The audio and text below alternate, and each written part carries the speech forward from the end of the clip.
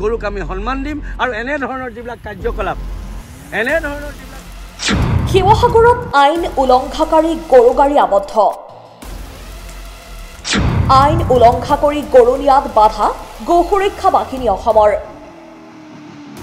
গৰুক সন্মান আৰু সুৰক্ষা দিয়াৰ বাবে গঠন কৰা হৈছে গো সুৰক্ষা বাহিনী এই গৰুক মৰ্যাদা দিবৰ বাবে এই যি সংখ্যালঘু গো সুৰক্ষা বাহিনী খোলা হৈছে শিৱসাগৰত আইন উলংঘাকাৰী গৰু গাড়ী আবদ্ধ গো সুৰক্ষা বাহিনী অসমৰ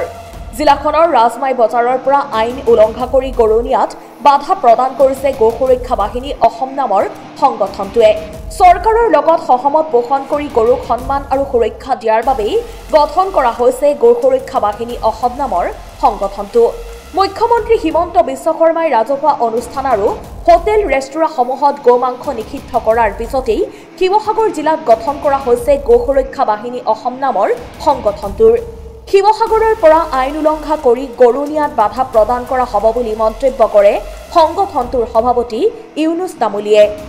আজি সংখ্যালঘু গো সুৰক্ষা বাহিনী অসমে যোৱাকালি এটা ঘোষণা কৰিছিল যে ৰাজমাই বজাৰৰ পৰা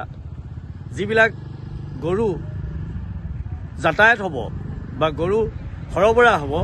সেইসকল আমাৰ সৰবৰাহ কৰাত আপত্তি নাই ইয়াৰ পৰা বাহিৰত যোৱা আপত্তি নাই য'তে যাওক আমাৰ আপত্তি নাই কিন্তু নিয়ম অনুসৰি এখন গাড়ীত যেটা যাব পাৰে সেইটা গৰুহে যাব পাৰিব যদি নাযায় আমি গৰু গাড়ী ৰাখিম আৰু আজি আমি গৰু গাড়ী ইয়াত ৰাখি থৈছোঁ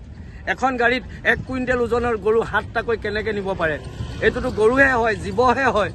এইটোতো শাক পাচলি নহয় মই ইটোৰ পাছত সিটো মই লৈ যাম গতিকে এইখন চৰকাৰে গৰুক যিটো মৰ্যাদা প্ৰদান কৰিবলৈ গৈ আছে গৰুক ৰাষ্ট্ৰীয়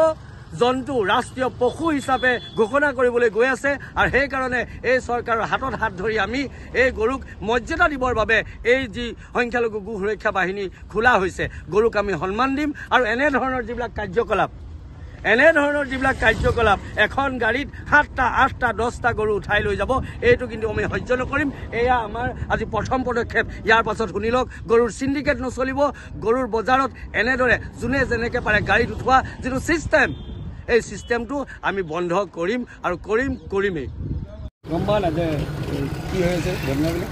আমিতো কৈছিলোঁ বজাৰত নহ'লে কৈ একো নহ'ব হা ফোনটো কৰি ল'ম কৰি দিব